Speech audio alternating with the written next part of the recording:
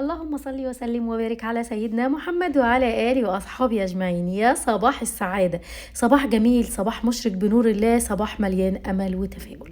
طول ما انتوا متفائلين بالحياة، طول ما هتشوفوا الخير منها. التشاؤم بيجيب تشاؤم، والزعل بيجيب زعل، والنكد بيجيب نكد، واللي بيتمنى الشر لحد بيلاقيه قدامه. قولوا يا رب وسيبوا الدنيا تمشي بالخير والسعادة والهنا والرزق. ربنا يرزقكم من حيث لا تحتسبوا، أيامكم كلها سعادة وهنا. بنقول بدأ العد التنازلي، الأجازة بتاعتنا خلاص قربت تخلص، وكلها أيام قليلة ونرجع مصر بإذن الرحمن. أشوفكم بقى إن شاء الله على خير في مطبخي اللي وحشني، وربنا يديمكم في حياتي نعمة. أحلى وأجمل متابعين في الدنيا. زي ما انتم شايفين امبارح قلت لكم تقريبا في الفيديو إن احنا ما فطرناش، ما نزلناش نفطر. يعني النهارده بقى إيه، كنا رايحين مكان كده كنا حابين نروحه بالنهار، فقمنا بدري وفطرنا ولحقنا الفطار على آخر نص ساعة يعني، وشربنا الشاي والقهوة. بعد كده رحنا الحديقة اللي فيها جمال خلاب. ثواني بدري الحته دي، وقلنا بقى نشوف الجمال والطبيعه الحاجات اللي بجد تسحب الطاقه السلبيه اللي في جسمك. مهما كان ايا كان عندك ايه، دوري على مكان فيه خضره. دي حديقه موجوده في دبي اسمها ماركل جاردينيا او ماركل جاردن. من الاماكن اللي تحسي ان هي يعني مش عايزه اقول حاجه هتقولوا مأفوره قوي، بس من الاماكن اللي بجد خيال علمي. عارفين يعني ايه خيال علمي موجود على الارض؟ انا النهارده كانت بالنسبه لي الحديقه دي كده. بصوا دي افيال مغطي اي حاجه هتشوفوها هي موجوده. مش هقول ان هو ده فيل حقيقي، ده تمثال من الفيل، وهم كاسينه بالزهور. الشجر مكسي بالزهور، على هيئة قصر مبني ومكسي بالزهور. قمة الروعة وقمة الفخامة، حاجة كده يعني تسحب زي ما قلت لكم الطاقة السلبية اللي في الجسم، تنسي كل حاجة في حياتك وتتفرجي على جمال طبيعي. عالم تاني، ملك من الناس تقريبا، جنسيات متنوعة بأعداد رهيبة موجودة هناك. كنا بنحاول ان احنا طيارة زي ما انتم شايفين. جسم الطيارة كله مغطى بالزهور، حاجة قمة الروعة. يعني ربنا يزيد علم للناس اللي دماغها بتشتغل في حاجات تفيد البلد بتاعتها. ربنا يزيدهم علم ويزيدهم من فضله. بلد جميلة، ناسها بقى الأصليين اللي عايشين فيها قمة في الجمال والروعة. يعني أنا قلت لكم إن أنا قابلت أم عبد الله وأختها، حاجة كده يعني زي ما شفتوا كده، قمة الاحترام والأخلاق والكرم. ويعني أنا من النهاردة لحد ما أشوفهم في مصر هقعد أحلم باليوم ده، عشان أرد لهم جزء من جمايلهم الجميلة، اهتمامهم بينا، اتصالاتهم. وهتشوفوا في آخر الفيديو رجعنا على الفندق لقينا إيه.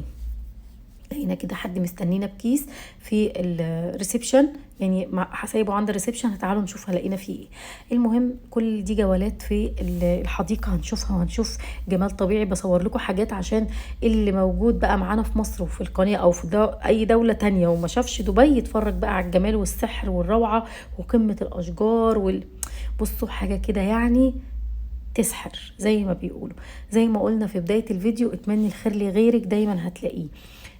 طول ما انت بتحطي الناس في دماغك وبتدوري ازاي تأذيهم حتى ولو بكلامك، ربنا سبحانه وتعالى هيأذيكي. مش عارفة منين وازاي، بس لو حق الشخص اللي انت بتأذيه بالكلام ده، اكيد ربنا سبحانه وتعالى هيجيب لك حقك منه. يعني كل انسان عايش على الارض عارف هو ايه الصح وايه الغلط، بيعمل ايه وما بيعملش ايه، بيعامل ضميره زي ما بنقول. كل واحد يعامل ضميره وملوش دعوة بالناس. يعني اتعاملي مع اختك باللي يرضي ضميرك ويريح قلبك، اتعاملي مع جارتك بالسنافر، فاين انت يا صنفور، انا هنا يا اخي.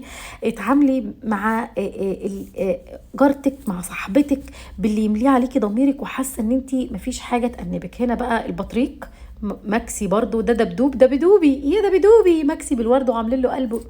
لا لا لا لا لا لا, لا. وده زي ما انتم شايفين نخل مغطى بالزهور. انا قعدت كده، طب يعني الزهور دي عايشه وحيه ازاي وهي مرصعه على اوراق النخل؟ يا سلام عليا.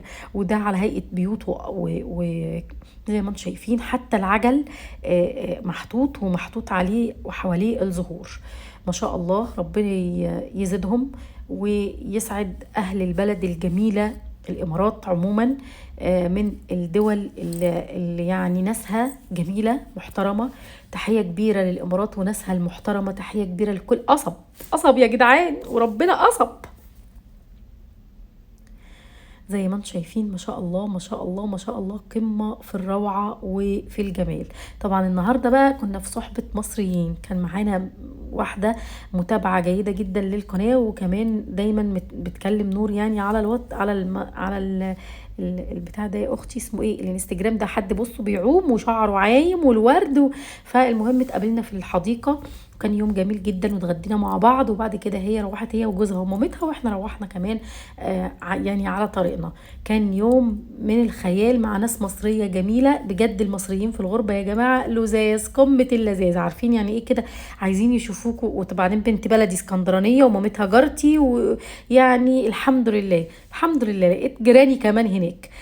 زي ما انتم شايفين دي كده جزء من الخيال او من الروعه، ما كانش ينفع اني ما اخدكوش معايا في الجمال ده. والناس بصوا ده على هيئه شعر انسان او انسانه، وجسم يعني بيعوم، اقول لكم تاني مرصع مرصع يلا متغطي بالزهور، يعني حاجه كده تحفه. طاووس ديل الطاووس كله بالزهور، الفيل مغطى كله بالزهور، ايه تاني يا ربي اللهم ذكرني، البطريق، السنافر، الدبدوب، الحصان، كل الحاجات دي مغطاه بالدباديب. ده قصر كده وعلى بابه المارد زي ما انتم شايفين برضو. ما شاء الله ما شاء الله ما شاء الله ما شاء الله، يا ما شاء الله يا ما شاء الله يا ما شاء الله والحارس الله. قلوب بقى وورد. وبصوا يعني هي عبارة عن حديقة للزهور. شايفين البراد ده كان بدي اشرب منه شاي، كنت ابغى اشرب منه شاي بس للاسف طلع زينة، طلع زينة. هنشرب شاي في اخر الفيديو، لا هنشرب قهوه في اخر الفيديو، عظمه على عظمه. ويا سلام بقى، انا عرفت الناس جابت حركه الايد دي منين. هنا بقى كنا رحنا في نستنى بعد كده رحنا ذا بوينت علشان نشوف البحر، وكمان ناكل عند اللهم صل على سيدنا محمد الصمدي ايوه انه لا تذكرت. الحمد لله الحمد لله. كلنا عند الصمدي مشويات بقى، وتعالوا نشوف الاكل مع بعض. وده هنا في اوتيل بيقولوا كده ان هو من اغلى الفنادق او فندق، يعني من اغلى الفنادق اللي موجوده في دبي.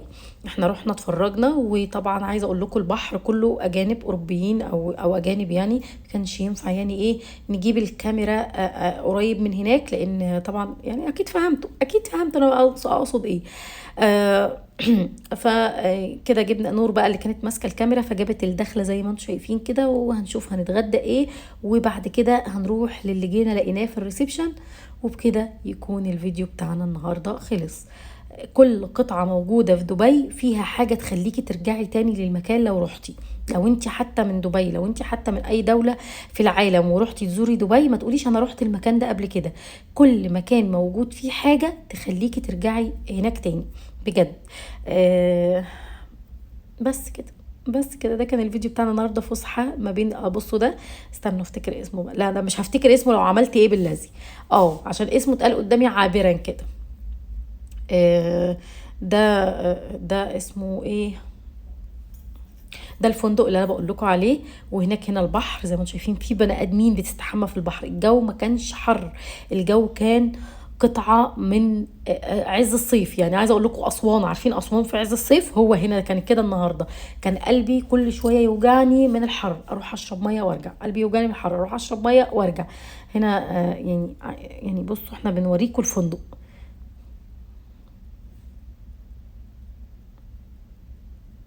وده البحر او جزء من البحر، يعني زي ما احنا بنقول عندنا كده بحيره متاخده من البحر، يعني دي ميه مالحه.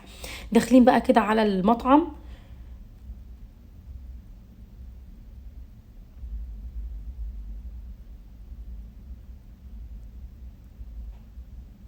بس كده هنروح بقى على الاكل. ومن هنا بشكر بسنت وزوجها ومامتها، وكان يوم جميل جدا معاكم. ربنا يديم في حياتكم السعاده. الصمدي ولا الصفدي، استنوا اما الاسم يجي تاني. الصفدي يا جدعان، اعذروني. اعذروني، ذاكرتي بقت ذاكرة سمك، يعني ممكن تلاقوني الصبح قايمة ناسية ان نور دي تقرب لي ورميها في الشارع. هنا بقى اللي كان طالب ميكس، وكان طالب فراخ، واللي كان طالب شاورما، منازل معاها السلطات اللي كانت نازله معاها حمص. هنا مفيش زي عندنا بابا غنوج وطحينه وسلطه خضراء، لا حمص زيتون. ده الميكس. وكان في كبده فراخ بدبس الرمان كده، والرمان كانت تحفه تحفه. الكوبيبه وايه تاني يا ربي اللهم ذكرني. بس كده ده الفيديو بتاعنا النهارده، واشوفكم بقى في تكمله الفيديو. وبعد كده اشوفكم في فيديو بكره ان شاء الله. استودعكم الله. تفتكروا الشنطه دي فيها ايه؟ فيها فيل. فيها فيل؟ لا، ده فيها احلى حاجه. بص بقى، امبارح انا الروم دي ملبوسه. لا ملبوسه ايه، انا مش ناقصه عفاريت، انا متعفرته لوحدي.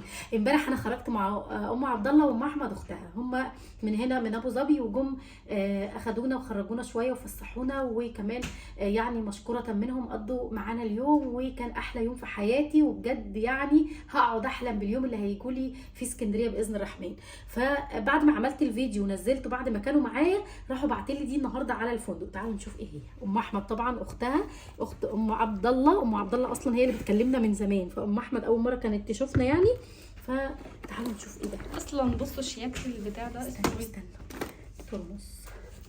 استنى. واو، هو ده الغطا الكاس عشان تشربي الكوبايه، الفنجان عشان تشربي فيه اللي هو جايباه. بصوا. طب والنبي فيه شياكه كده.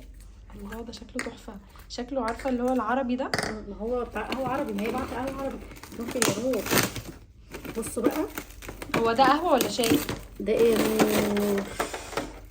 ده يا نور بلاميطه. بلاميط بقى اسمها ايه؟ بلاليط.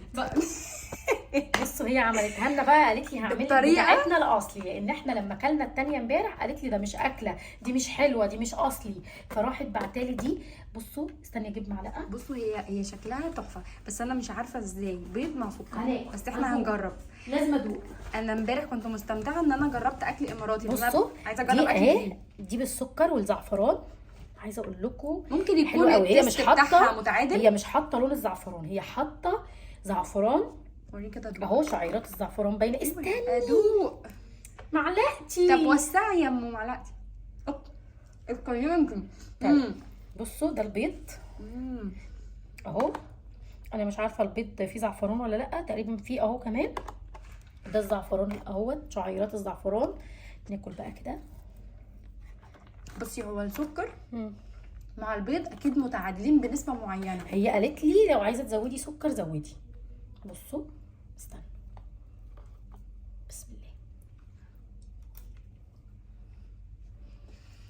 ثانيه كده. استطعم بس استنى. لا احنا لازم نكمل الموضوع. طب انا متغوصه صبين. انا صبتي اهو. شيلي المنديل. هي هم تقريبا حاطين منديل عشان نصب من هنا ولا ايه؟ اهو. بسم الله. دي القهوه العربي. شيلي خالص. ده شاي ده ولا قهوه عربي؟ انا خايفه بس ده هاتي بقى. ما تخافيش يا نور. انا عارفه انت عامله زي الشريك المخالف. القهوه العربي دي اللي هي بتتغلي صح؟